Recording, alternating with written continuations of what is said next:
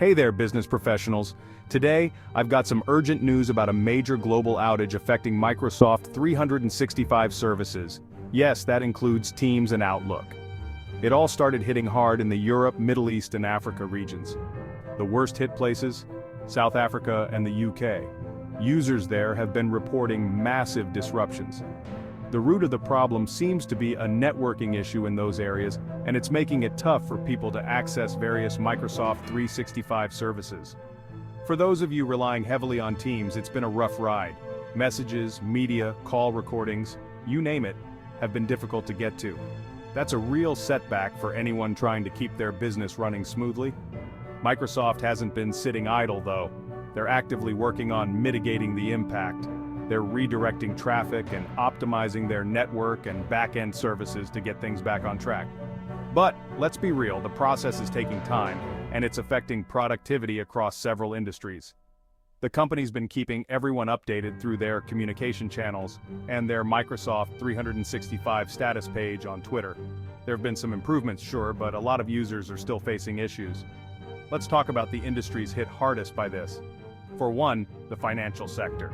Imagine trying to handle client communications, process transactions, or manage critical data without access to Outlook or Teams. It's a nightmare. Next, we've got healthcare. Doctors and medical staff depend on these tools for telehealth services, accessing patient records, and coordinating care.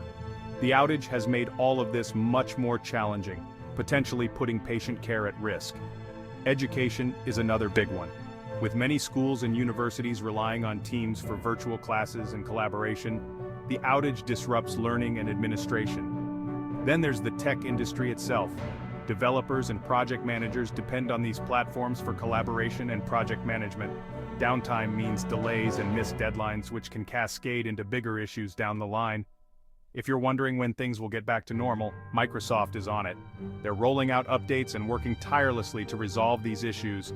But patience is key here. In the meantime, it might be wise to have a backup plan. Look into alternative communication and collaboration tools. Being prepared can make all the difference when facing tech disruptions like this.